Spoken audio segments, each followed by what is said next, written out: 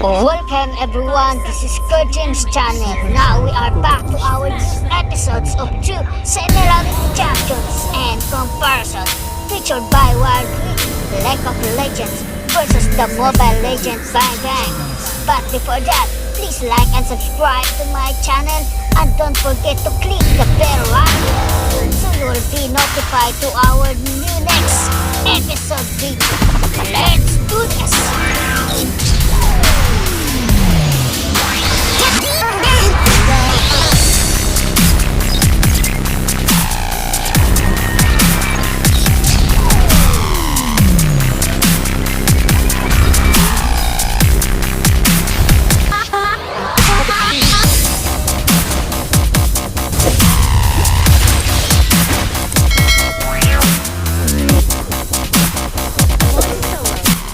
This is Akali, the rogue assassin. Once the most promising acolyte of her order, Akali is now a restless fighter of unsurpassed skill who believes that sometimes balance needs a good shove. The old ways just don't work. This highly mobile assassin prefers a hit-and-run approach, repeatedly striking her targets as she moves in and out of cover. You may want to rethink this little encounter. Akali's passive is Assassin's Mark. Damaging a champion with an ability creates a ring around them. Crossing the ring's edge empowers her Kama, which increases the range and damage of Akali's next attack. The attack also restores a small amount of energy. When the ring first forms, Akali gains a burst of movement speed toward its edge. Once she crosses the edge of the ring, Akali gains another burst of speed when moving toward enemy champions. Akali slings her kunai in a narrow arc, damaging enemies. Those struck at maximum range are also slowed. Bad time to come back to the front line. Swing. When cast at nearly full energy, Akali heals if she hits an enemy. Her energy bar will change color when the heal is available. Akali's W is Twilight Shroud. Akali drops a smoke bomb which slowly spreads over a ring-shaped area. While on the smoke, Akali has increased movement speed and is obscured. Obscured is different than just invisibility. Though her position can be revealed, Akali cannot be directly targeted by her enemies. This includes attacks from turrets. Gaining or losing Obscured slightly extends the duration of Twilight Shroud each time. Strike from stealth before dipping back into smoke to keep it cloudy a little longer. Also, casting W instantly restores energy. Consider activating Twilight Shroud not just for the stealth, but to use more of your other abilities. Akali backflips and throws a shuriken forward, damaging and marking the first enemy hit. Akali can reactivate shuriken flip to dash to the marked target, following them wherever they go.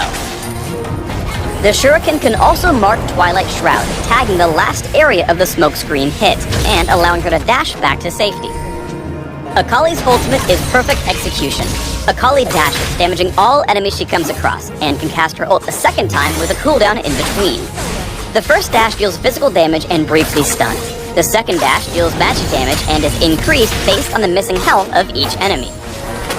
Akali's most powerful tool is her Twilight Shroud. Use the smokescreen to reposition and avoid retaliation at the same time.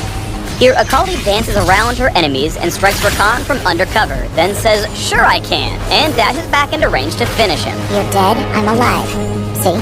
Balance. You can tower dive without fear thanks to the obscuring effect of Twilight Shroud. When you start taking shots, just slip back into the smoke to drop aggro and keep up the attack. Smoked them. Your Shroud can set up sneaky plays, but if you hightail it from your cloud cover, you've got nothing to prevent elimination. The Rogue Assassin has several ways to keep up with opponents. As long as you land the first part of Shuriken Flip, you can reactivate it to follow them anyway. Then give them a high 5-point strike to slow things down when they try to flee. Akali is all about moving in and out of range, which means sometimes taking a step back is the best way forward. For maximum burst, remember to constantly cross the Assassin's Mark ring and keep your Kama swinging.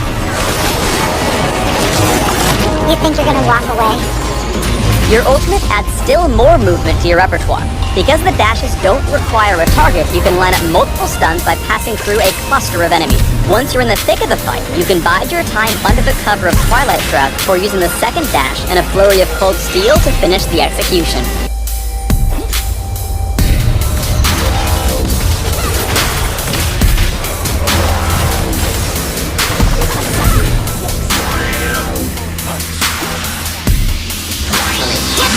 Akali revealed something new about Ionia, and, well, being the god of Ionia, as proven by this piece, which was actually sent to me by Riot Games.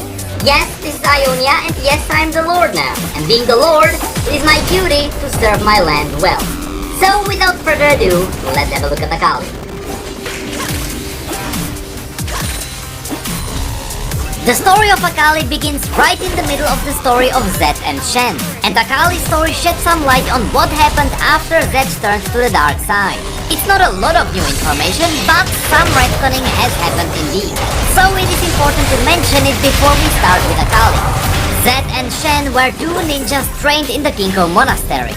While Zed is an orphan, Shen is the son of their master, Kusho, the Eye of Twilight. Kusho was an elite warrior capable of restoring balance against the greatest of odds. Such legendary was his reputation that when the criminal known as the Golden Demon appeared in the southern Ionian mountains, and all other demon hunters and Wuju masters failed, the government was forced to ask Kusho for help.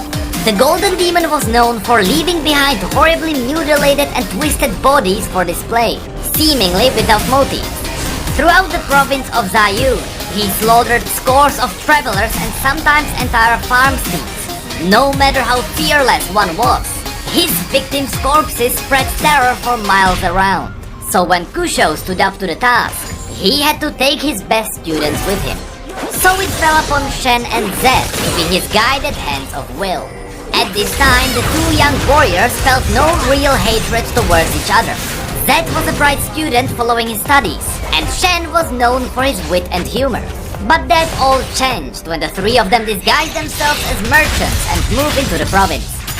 In secret, they visited the countless families emotionally shattered by the killings, dissecting the horrific crime scenes, and looking for possible connections or patterns to the murders. Their investigation took 4 long years, and left the three men changed. The famous red mane of Kusho turned white. Shen, still known for his wit and humor, became somber. And Zed, the brightest star of Kusho's temple, began to struggle with his studies. Upon finally finding a pattern to the killings, the Great Master is quoted as saying, "Good and evil are not truths. They are born from man, and each sees the shades differently." Depicted in a variety of plays and epic poems, the capture of the Golden Demon would be the 7th and the final great feast of the illustrious career of Lord Kusho. On the eve of the Blossom Festival in Giant Pass, Kusho disguised himself as a renowned calligrapher to blend in with the other guest artists. Then, he waited. Everyone had assumed that only an evil spirit could commit these horrific crimes. But Kusho had realized the killer was an ordinary man. The famed Golden Demon was actually a mere stagehand in Zayun's traveling theaters and opera houses, working under the name Kada Jin. When they caught Jin, young Zed marched forward to kill the cowering man, but Kusho held him back. Despite the horrors of Jin's actions, the legendary master decided the killer should be taken alive and left at Tula prison. Shen disagreed, but accepted the emotionless logic of his father's judgment. Zed, disturbed and haunted by the murder scenes he had witnessed, was unable to understand or accept this mercy, and it is said a resentment began to bloom in his heart. Zed continued to struggle with his studies, his frustration ultimately forcing him to go into the sealed part of their clan's temple and find a source of power that would make him more powerful than any of his fellow students. That's when Master Kusho found out Zed had uncovered the secret shadow techniques hidden inside the temple. And that's when Zed was banished from the Kinko order. Of course, years passed and Zed eventually created his own circle of followers, the Order of the Shadows. In the old story, Master Kusho waited for Zed's return, and he peacefully invited him into their temple. But the new story that came with Akali states something else. So let's have a look at the story of Akali now. Ionia has always been a land of wild magic, its vibrant people and powerful spirits seeking to live in harmony. But sometimes this peaceful equilibrium does not come easily. Sometimes it needs to be kept in check. The Kinko are self-appointed keepers of Ionia's sacred balance. The Order's loyal acolytes walk in the spirit and material realms, meditating conflicts between them and, when necessary, intervening by force. Born among their ranks was Akali, daughter of Mayhem Joman III, the renowned Fist of Shadow. Mayhem and her partner Tano raised their daughter within the Kinko Order, under the watchful leadership of Great Master Kusho, the Eye of Twilight. Whenever her parents were called away, other members of the Order stepped in as Akali's surrogate family. Kennen, the Heart of the Tempest, spent many hours with the young girl, teaching her shuriken techniques, and emphasizing speed and agility over strength. Akali was a precocious child, and soaked up the knowledge like a sponge. It became clear to all that she would follow her parents' path, along with the Great Master's son and appointed successor, Shen. She would lead a new generation dedicated to preserving Ionia's balance. But balance can be fleeting. The Order found itself divided. A wayward acolyte named Zed returned, and clashed violently with Kusho, wresting power in a bloody coup. Akali fled into the eastern mountains along with Mayhem, Shen, Kennen, and a handful of other acolytes. Sadly, Tano was not among them. Zed's transformation of the Kinko into the merciless Order of Shadow was almost complete. But as the new Eye of Twilight, Shen intended to rebuild what had been lost. They would return to the Kinko's three fundamental philosophies. The pure impartiality of watching the stars, the passage of judgment in coursing the sun, and the elimination of imbalance by pruning the tree. Even though they were now few, they would train neophytes to restore and grow their numbers once more.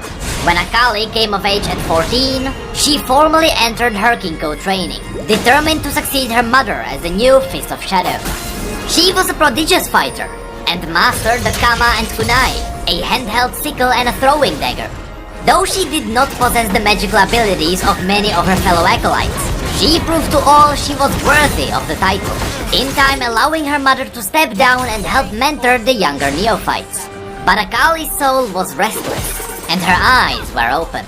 Though the Kinko and the Order of Shadow came to an uneasy accord in the wake of the Noxian invasion of Ionia, she saw that her homeland continued to suffer.